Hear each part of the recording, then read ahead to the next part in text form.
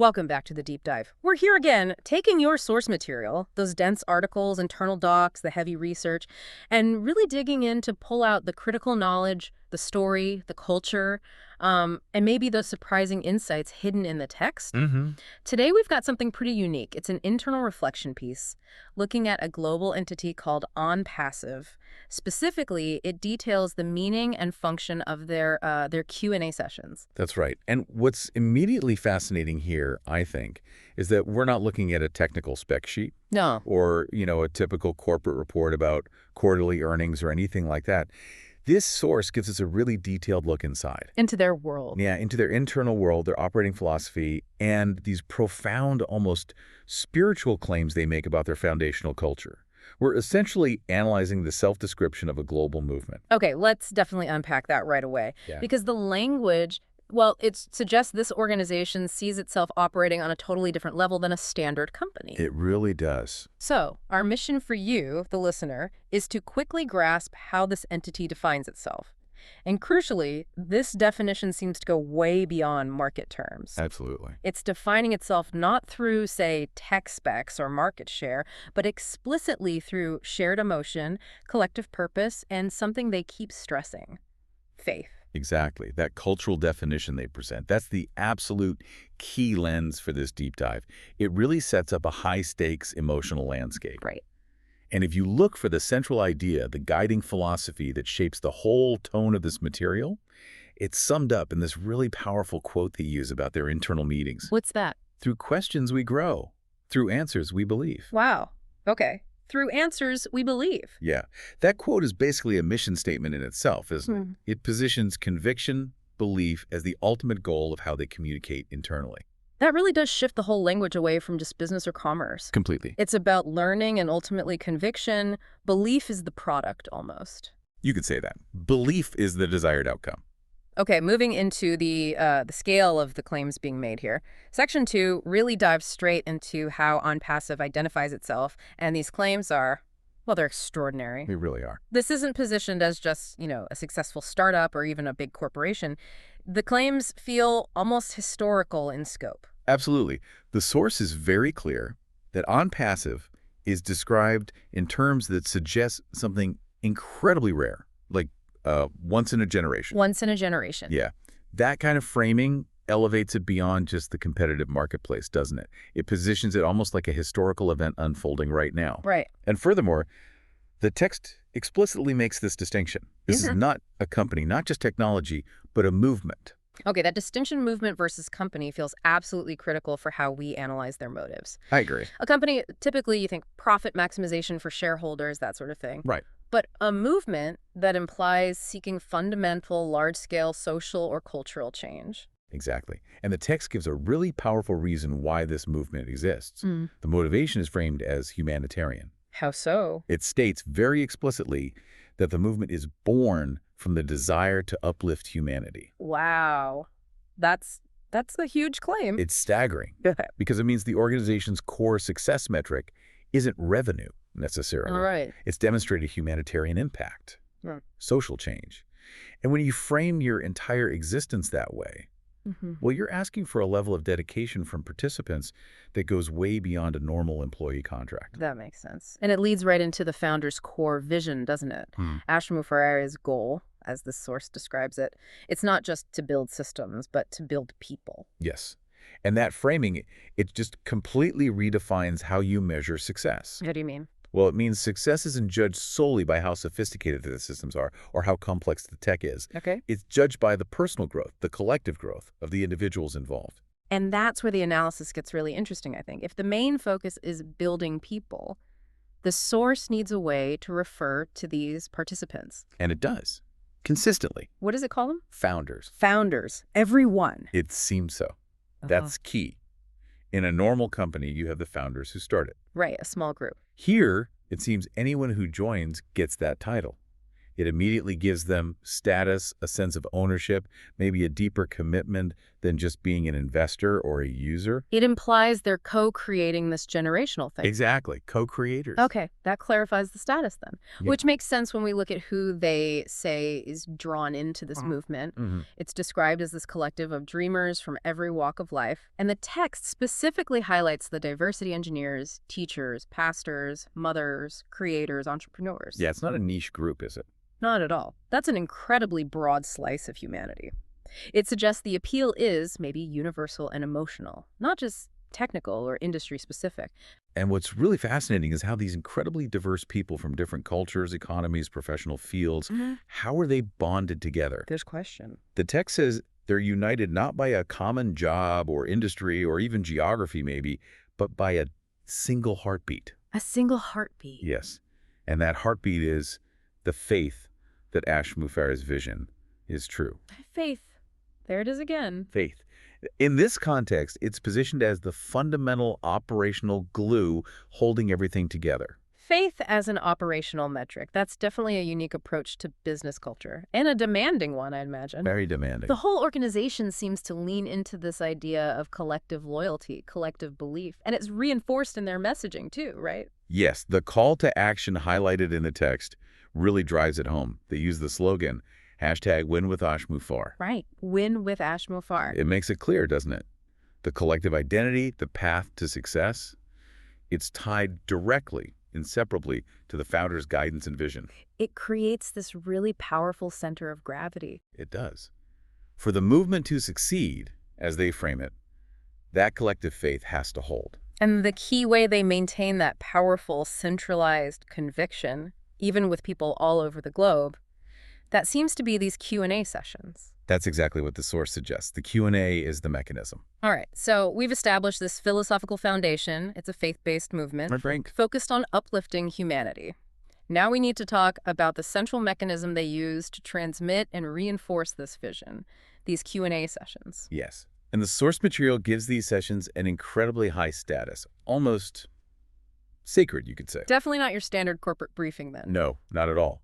The text explicitly says they are more than technical briefings or updates. Okay. They're given this really profound title, The Soul Conversations of ONPASSIVE. Soul Conversations. Wow, that description alone tells you a lot about their priority. It does. It's not logistics, it's morale, it's conviction. And that phrase, Soul Conversations, it clearly defines their function, right? They serve this spiritual, emotional purpose, reminding participants why we joined, what we believe in, and where we are going. Exactly. They're positioned as these moments of emotional recalibration, spiritual alignment even, characterized specifically as moments of light, trust, and awakening. Light, trust, and awakening. That's critical, isn't it?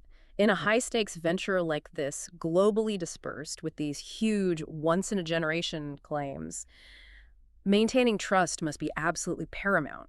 It has to be. These sessions seem to function as anchors. Yeah. They're necessary to reaffirm that original leap of faith the founders took. Right, to keep the commitment high. They need these moments of light, these awakenings, to sustain that emotional investment, especially given the global scale involved. And if the sessions are the soul conversations, then the participants, they're positioned as family. Yes, the text really emphasizes that. When they gather, they don't come as strangers. They come as one family. Bonded by belief, again. Bonded by belief, not by blood, not by proximity, but by that shared belief. And this sense of belonging must be paramount because it kind of replaces the traditional safety nets you might find in conventional employment. And the scale of this supposed family, it's huge. It's staggering. And it's not just rhetoric. The source uses specific places to illustrate it. This family stretches from Kenya to Canada, from India to Australia. Think about that. The logistics, the cultural challenge, Huge. uniting people across massive differences in time zones, economic situations, regulations. And claiming they're unified by a single heartbeat. It's quite something. So how does the source suggest they bridge those differences? Through emotional unity, it seems. The atmosphere described during these Q&A sessions is painted as highly charged, often using sensory language. Like what? It talks about a gentle magic, about feeling the collective heartbeat of a global family tuning in, waiting for a single, reassuring presence. A voice of calm assurance. A voice of calm assurance. That language speaks volumes, doesn't it? It points to a deep need for certainty, for guidance, especially in what can feel like a large, uncertain world. And this focus on calm assurance brings us right to the core mechanism, the transformative power of the questions themselves. How so? The systematic exchange, the question and answer, it's described as echoing across borders, efficiently turning, and this is their framing, uncertainty into clarity and confusion into confidence. So the very act of asking questions is framed as a vital exercise. A critical spiritual exercise almost. But it's the nature of the questions that seems to reveal the deepest layer here. What do you mean? Well, the text assigns them meaning far beyond just practicalities or logistics. Questions like, how will the ecosystem change our future? Or when will our dreams unfold? Right. These aren't just operational queries. They're presented as prayers in disguise. Prayers in disguise. Yes. Expressing this profound collective longing. That might be the most significant piece of spiritual language we've seen woven directly into the business narrative. I think you're right. If a question is a prayer, it suggests the answer people are seeking is, well, divinely inspired, maybe? Or inherently moral, tied to destiny somehow. Not just a transactional update.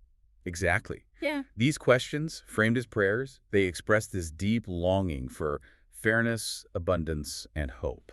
Aspirations that go way beyond a typical business model that's just focused on, ROI. Way beyond. They seem to be seeking a kind of societal reset. It's not just about wealth then, it's about justice, hope. Yes, and that shift is huge. If the founders are asking these questions as prayers, they're looking to the founder, to the movement, for a kind of deliverance that's both spiritual and economic, all at once. #Kofis. Leadership and learning through faith. Okay, this powerful reliance on the founder's vision. It means we really need to look closely at how that faith is guided. Absolutely. The leadership role of Mufareh is completely central to this whole narrative structure. And the way his guidance is presented, it immediately sets him apart from, say, standard corporate leadership styles. The source is very, very precise in its descriptions here. It states clearly that the founder does not speak like a CEO. Which usually implies Wow. metrics, forecasts, competition. Exactly. Quarterly reports, shareholder value, that sort of thing. Instead, the text says he speaks like a mentor, a brother, a guide. Mentor, brother, guide.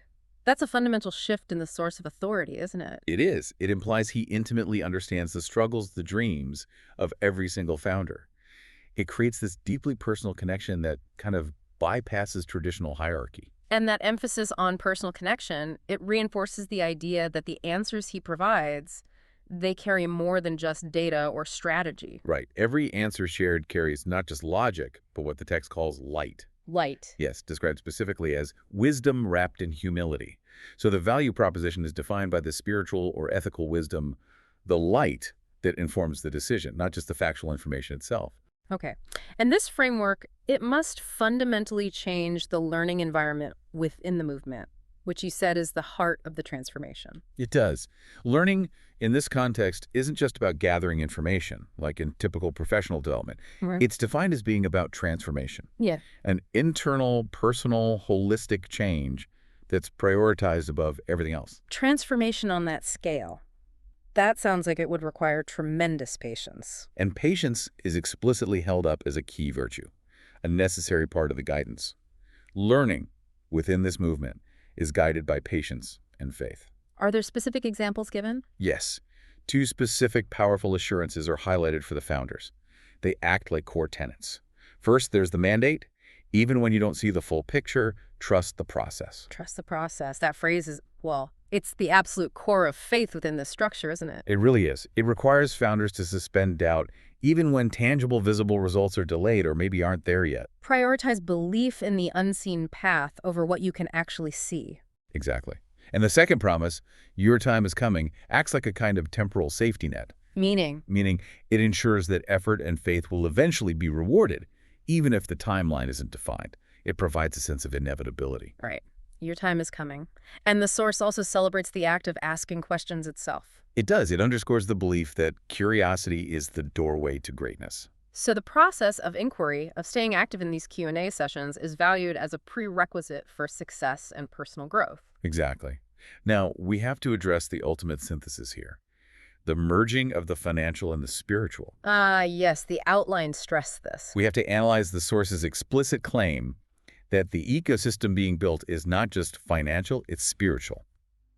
This is where the framework makes its biggest leap, I think. What does that really imply for the founders, if we connect it back to that diverse group of the engineers and the pastors? It seems to mean that success in one area, like technology or finance, is absolutely dependent on alignment and growth in the other area, morality, faith.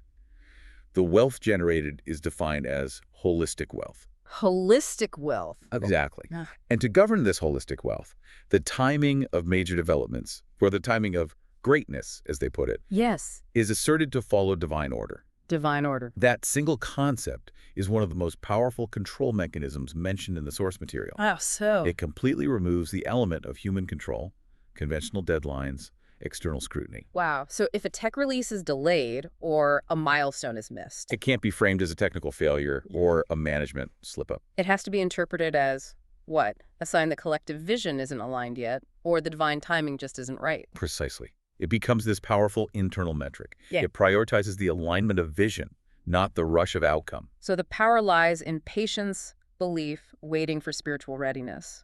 Rather than aggressively chasing financial targets or hitting external deadlines, the organization's timeline becomes tied to destiny, not a calendar. Which allows the movement to weather periods of maybe low visible progress without having a crisis of faith. Potentially. Because the delay is just seen as part of the predetermined, necessary journey. It truly turns external results into purely internal metrics. The focus shifts entirely inward to the state of the participants' belief. If things aren't happening, the founders are guided to look inward, not outward, for the reason. Okay, so if the whole journey is defined by this internal transformation, then the ultimate measure of success has to be that transformation itself, right? That's exactly how the text frames it. It intentionally shifts the focus away from traditional material gain when it talks about the ultimate payoff of these Q&A moments and the movement overall. The source material is really consistent on this point. The true value of the Q&A moments is not what we get, but who we become. See, a complete redefinition of the value proposition for participants. It frames joining and participating as primarily an investment in yourself, prioritized even over a quantifiable financial return. And this isn't just presented as theory. The text gives concrete examples of this internal change. It lists specific personal transformations happening among the founders. Like what? We hear about one founder discovering patience, another awakening to gratitude, others being inspired to lift up their local communities. Okay, so these are all internal shifts, ethical changes, community actions. Exactly. Character building, you could say, not necessarily balance sheet improvements. And this overwhelming internal focus, it allows the movement to position itself in a very high moral light, doesn't it? It does. It sets it in direct, sharp contrast with the rest of the world. ONPASSIVE is presented as a beacon of collaboration and unity, In opposition to. in opposition to a world that the text explicitly labels as often divided by competition and greed. Ah, so it creates a clear us versus them dynamic. Absolutely. Where the movement embodies harmony and generosity, and the outside world represents scarcity and conflict. It potentially gives participants a powerful sense of moral superiority and shared destiny. And this ideal of harmony, is it reinforced within the Q&A structure itself? Yes, the source really stresses that within the sessions, there is no hierarchy-only harmony, No hierarchy, only harmony. ensuring that every voice matters. This commitment to a flat structure seems vital, especially given that diverse global family we talked about earlier, people from different economic and social backgrounds. It suggests the focus stays purely on the shared purpose, regardless of someone's background or prior success. Exactly. And this flat structure leads necessarily to a completely redefined idea of leadership within the movement. How so? Traditional leadership is about position, right? Who has the title? The corner office. Who's in charge of what department, yes. But here, that definition changes entirely to fit the philosophy of unity. So what is leadership in this context? Leadership, according to this source, is defined as not being about position, but about participation. Participation is leadership. That's the idea presented. If you participate actively in the soul conversations, if you ask your prayers in disguise, if you trust the process, you lead. Wow. That shifts the responsibility for the movement's direction onto every single founder equally. It distributes the authority across the entire collective. So the collective drive then unites this whole global tribe toward one goal, upliftment for all. Yes. The text closes this section with this quite poetic visualization. where every hand and heart is connected and every dream is seen and heard. It's a vision of total interconnectedness, shared success, democratized success even. Based entirely on continuous participation and unwavering faith in the unseen plan. The scale of ambition here is just enormous, not just financial, but sociological, spiritual, framing the whole thing as a vehicle for global moral restoration, fueled by shared belief. Hashtag tag tag 65. Conclusion and final reflection. So if we pull all of this together, synthesize everything we've discussed, the picture is pretty clear, isn't it? Yeah, I think so. The source material describes ONPASSIVE not really as a conventional tech venture at all, No. but primarily as a faith-based, globally unified movement. Yeah. And it's centered around the personal and spiritual transformation of its members, its founders. Exactly. And those Q&A sessions are the primary way they transmit inspiration and direction. They act as these powerful, emotional, spiritual anchors for everyone involved. We've seen this pervasive, deliberate use of religious and emotional language all the way through light, awakening, prayers in disguise, divine order. Applied directly to what we normally think of as a business or a tech project. And what's absolutely crucial to grasp, I think, is the highly integrated nature of the language. Financial goals and spiritual progress are presented as inseparable. Right. The organization's success, as it's described in this narrative, isn't measured by immediate results or traditional market metrics. No, it's measured by the community's shared belief, their personal evolution. Yeah. Who they become rather than just what they get back in terms of, say, return on investment. It's a completely internal-facing narrative, isn't it? Yeah. It puts that journey of faith and transformation right at the very top of the priority list. And this dedication to an internal faith-based timeline, well, it brings us to the final thought we wanted to leave with you, our listener, the learner. Okay. Based on this source's deep, deep focus on participation and transformation on this idea of who we become, it raises a really fascinating and I think critical question for evaluation. Which is? If true leadership is defined solely by participation and not by positional authority, and if the timeline for success is explicitly determined by divine order rather than transparent, measurable milestones, how do you, as a critical learner, adjust your personal risk calculation? That's a heavy question. And further to that, what specific critical thinking skills do you actually need when you're evaluating a global movement that actively prioritizes the command to trust the process over providing, say, a clear, transparent, externally verifiable short-term roadmap? Right. And what emotional and intellectual capacity does it take to sustain that faith? To maintain active, invested participation when the timeline for greatness is governed by an unseen spiritual metric rather than something observable, something measurable. Think about how those criteria fundamentally change the definition of both risk and reward. Something to definitely mull over. Even from the early days of ONPASSIVE, we said this is only one phase. There are more to come, and we started with ONPASSIVE as the foundation of to where we want to build other avenues of life. When we decided we're going to stop, reflect, evaluate, and see how we're going to proceed and move ahead, of course, not in a million years it would occur to us like, let's give up or quit. I'm not talking about that. I'm talking about how do we move ahead, which way. All right. So fortunately, this very conversation, I've had it with a different perspective with other qualified experts. How to move ahead. This is what happened. This is our journey. This is what happened. This is where we are. And this is my vision where we want to go. That story was so inspiring to attract enough people, enough talent, as I said previously, to take us to where we want to go. Selectively, not like random staffing, all of that. So we're just about done or wrapping up the phase of ONPASSIVE as you know it. Now, not only we're going on the right track, with the right pace, with the right talent, and all of that, and character, most importantly, but we're going to the next level, upper level of ONPASSIVE. And it's definitely exciting to share all those updates with you as we progress. So that's why you really need to stay close in the coming days as we unveil all those developments and not so much about the past, but we're going to focus on what's coming. It's all perfect, in my opinion. It's all good. It couldn't be any better. In my humble estimate, it's a lot better than we thought.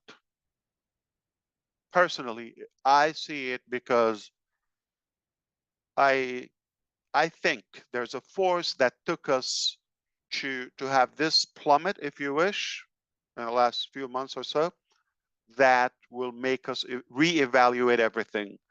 So we make sure failure is not an option. We make no mistake. And this time we've got to crush it. We've got to nail it. And I think now I already have the evidence that we're capable of doing that. So I'm going to do what Redfern does. Okay, I'm going to recap in a more coherent way. And then he will do it in a more professional way. But I'm just going to try to give you the extract of what I said. We are coming back very soon to reopen ONPASSIVE as it is, at least to see your business is intact, everything where it's supposed to be. That's one thing. By tomorrow, we will know if we're gonna internally. I'm not saying I'm going to share this with you, possibly, but at least we will know if it's going to be a brief transition between what we have now to the next phase of ONPASSIVE, or we kind of like make a wrap-up closure to the current phase of ONPASSIVE, sharing more details with you and giving you more light on what's coming ahead on the next chapter. Okay? I hope that makes sense. So the evolution is going up. We secured the recovery. Now we're going up. That's all I wanted to say for now. And I'm sorry for whatever is happening at the DeGarmo's home, but we will get through this, okay, no matter what. Thank you, Okay. brother. So that's been said. I want to see sometime today, maybe we will circle back with our leaders to, I'm talking about yourself. If it's possible today, we can try that, okay? So we can start brainstorming about which is more preferred scenario. Reopen, move directly to the next phase, or reopen, do the preparation and the wrap up of what we have and move on to the next. All right. I hope I made it understandable. Perfectly. Yeah. Thank you. Perfectly, brother. I can see it I in appreciate it. your face, man. I can see the excitement. You're moving around like me on a crazy live. I definitely can see the excitement in your face. Except the look. Yeah. Well, Not like you. Yeah, maybe I have the gestures, but I still have way to go. Yeah. I'm glad you're happy, man. Working on it. Yeah. You look really good too, man. You came out with just this intense excitement I'd never seen before, actually. And Thank you blew you. it out of the park. So I think all these founders